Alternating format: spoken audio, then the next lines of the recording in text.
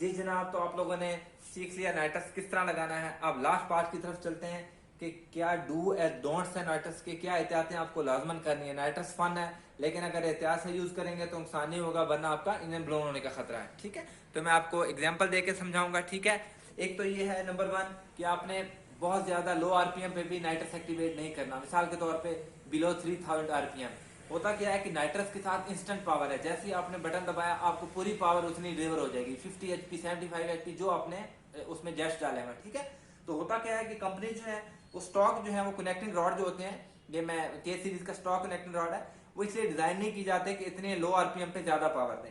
ये after market mainly का rod है। आप देखिए कितनी चौड़ाई में फर्क है दोनों की, ऑलमोस्ट से आधा है इससे। ठीक है, तो अगर आपका बिल्ट इंजन है, इस तरह के मजबूत कनेक्टिंग रॉड है, फिर तो आप लो आरपीएम पे या फिर लॉन्च में भी नाइट्रस लगा सकते हैं। ठीक है, अगर आपका स्टॉक इंजन है तो आपने लो आरपीएम पे बिलो 3000 या 35 ये नाइट्रस एक्टिवेट नहीं करना।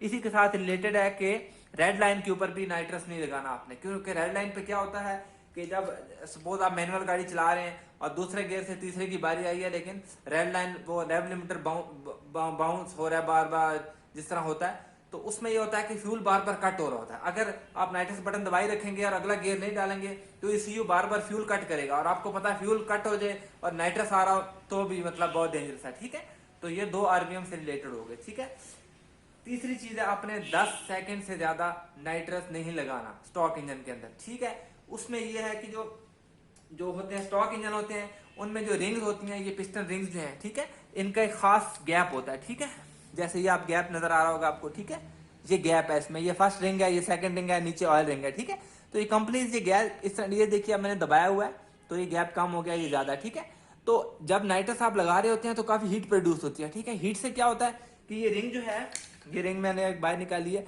ये रिंग जो है एक्सपेंड होती है जब, तो ये गैप कम होता जाता है। ये देखिए एक टाइम आता है कि ये रिंग आपस में मिल जाती है। अब आसपास क्या है, आसपास इसके सिलेंडर वाल है। ठीक है, ये जो है सिलेंडर के अंदर है, आपके इंजन बोर के अंदर है, ये देखिए। ठीक है, आसपास सिलेंडर वाला है, यहाँ पे आपका पिस्टन है, ये रिंग्स है इसकी। ठीक है, और ये स्पार्क प्लग स्पार्क दे रहा है। ठीक है, अब क्या होता है कि आसपास तो सिलेंडर वाल आ गई है, दरमियान में पिस्टन है और रिंग है। अब रिंग को जब एक्सपेंड होने का मौका नहीं मिलेगा, क्या करेगी, या तो वो खुद टूट जाएगी जैसा कि इस केस में हुआ। ये देखिए ये रिंग के टुकड़े हैं। ठीक है, ये रिंग टूटी हुई है, या रिंग टूट जाएगी या क्या होगा, ये पिस्टन को तोड़ देगी। ठीक है, ये देखिए इसने पूरा पिस्टन यहां से तोड़ दिया हुआ है रिंग ने। ठीक है, ये देखिए पिस्टन का क्या हाल है, इस तरह से पिस्टन। ठीक है, और इस तरह से ये इसका टूटा हुआ हिस्सा, ये देखिए। ठीक है, तो क्या करेगी, या ये पिस्टन टूट जाएंगे, कई दफा पिस्टन दो टुकड़े भी हो जाते हैं, मेल्ट भी हो जाते हैं।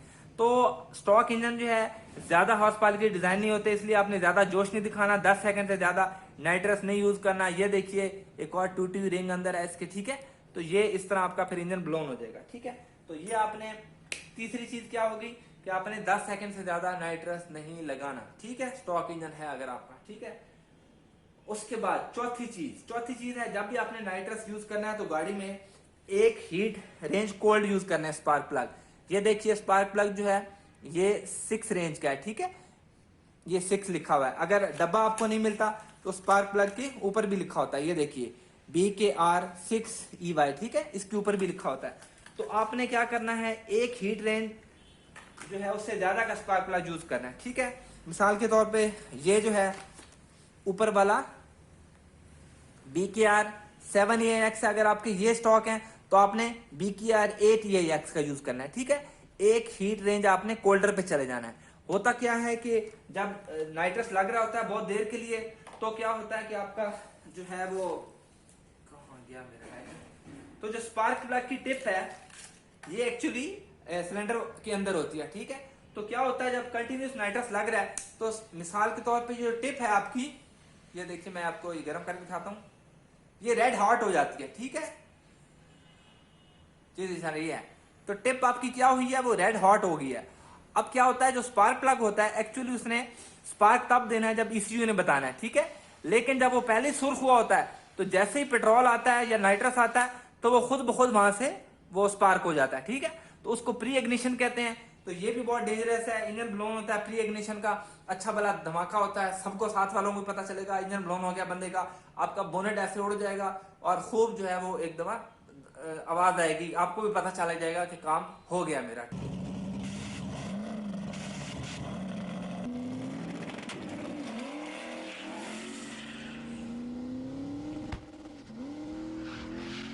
पांचवी चीज ये है कि आपने इग्निशन टाइमिंग रिटार्ड करनी है, ठीक है। ये होता है कि नाइट्रस जो होती है ये इग्निशन प्रोसेस को इनहांस कर देती है, ठीक है। तो कंपनी ने इग्निशन टाइमिंग क्या डिजाइन की होती है कि तब स्पार्क देना है जब सिलेंडर जो है ये पिस्टन जो है ऊपर आ रहा होता है, जब टॉप डेड सेंटर पे इसने आना है, ऑलमोस्ट आ रहा होता है तो उस वक्त स्पार्क हो जाता है। तो जब तक यहाँ से स्पार्क होता है और ये कंबस्टन पूरे चैम्बर में होती है तो उस वक्त तक पिस्टन बिल्कुल नीचे जा रहा होता है, ठीक है। लेकिन नाइट्रस से क्या होता है कि आपका ये प्रोसेस पूरा एनहांस हो जाता है, ये तेज हो जाएगा।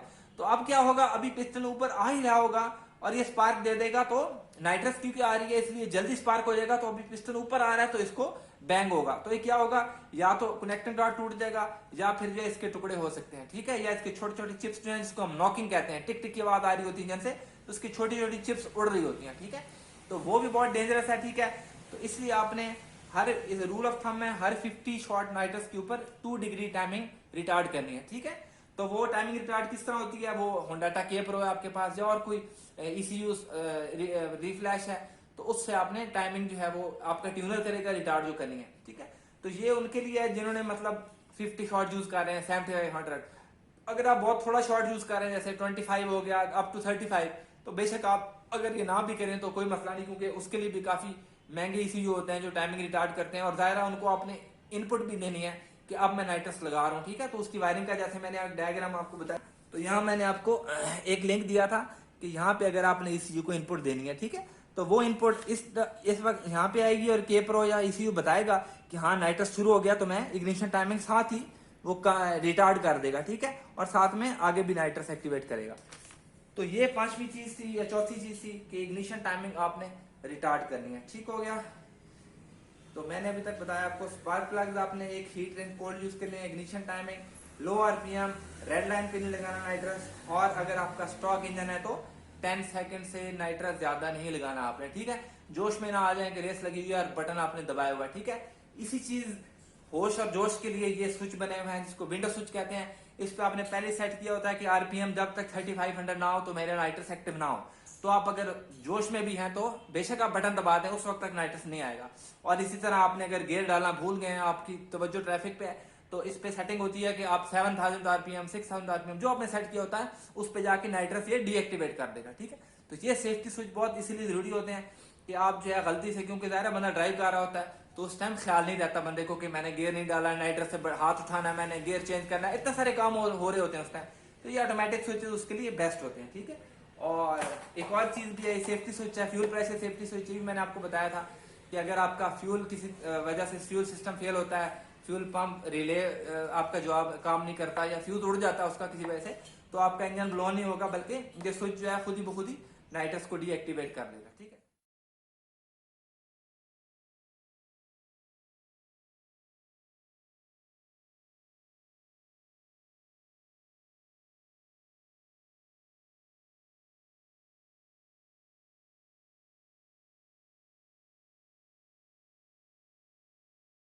एक और बड़ी अहम चीज जो होती है वो कि इसमें जो है नाइट्रस के जेट किस तरह इंस्टॉल करने हैं, कौन सा साइज होना चाहिए किस HP के लिए।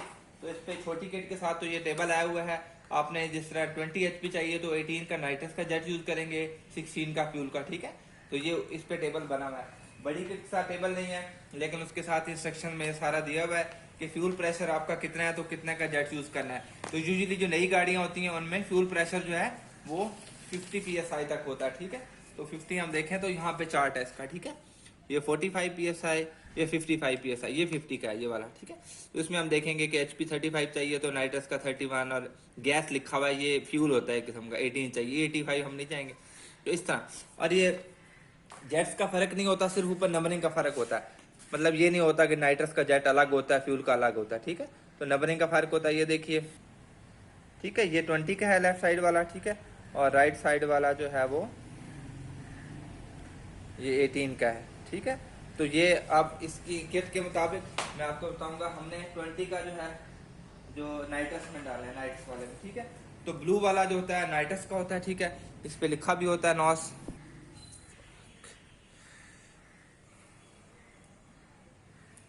तो इसको मैं खोलूंगा, ठीक है, बहुत ही आसान होता है। ये खुल गया, ठीक है। ब्लू वाले में हमने 20 का डालना है, ये 18 का है, ये 20 का, ठीक है। ये इसमें इस तरह करके आपने उल्टा डालना है इस तरह, ठीक है।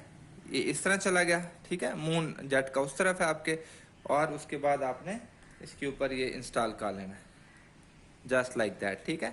इतना ही आसान है ये, ठीक है। फुल टाइट कर लेना है। इस तरह ये फ्यूल का है, इसमें हमने डालना था 18 का, तो जस्ट इसको आप इस तरह करके उल्टा करके इस तरह डाल दीजिए, ये देखिए, ठीक है, ये आपका जेट डल गया, ठीक है। और इसके ऊपर आपने इसकी फिटिंग इंस्टॉल कर लीजिए, ठीक है। तो जी जनाब, नाइट्रस लग गया, ठीक है। अब ये है कि ये इसका एमरजेंसी ब्लो ऑफ जो है वो रिलीव वेल्व है। पुराना खासा प्रेशर बहुत ज़्यादा हो जाता है, तो यहाँ से ये होता है कि ये वेल्व रिलीव करेगा, ठीक है। कुछ वेल्व ऐसे होते हैं जैसे एनएक्स सीट के साथ आते हैं, जो कि सारे का सारा प्रेशर उसमें डिस्क होती है, वो फ्यूज समझ लिया आप, वो जब रप्चर होती है तो सारा का सारा नाइट्रस निकल जाता है, ठीक है। तो जिन गाड़ियों में तो ये डिग्गी में लगा हुआ है और उनकी डिग्गी अलग है पैसेंजर कंपार्टमेंट से, ठीक है, उनके लिए तो इतना मसला कोई नहीं है, ठीक है। लेकिन जैसे कि ये मेरी गाड़ी जो है हैचबैक है, ठीक है, जिसमें यहाँ पैसेंजर है और यहाँ पे नाइट्रस है, ठीक है, तो इसमें कोई डिफरेंस नहीं है। तो नाइट्रस क्योंकि डेंजरस होती है इसलिए उसको इनहेल करना, तो इसलिए उन गाड़ियों के लिए जरूरी होता है कि कोई इमरजेंसी ब्लो आउट ट्यूब होनी चाहिए, ठीक है।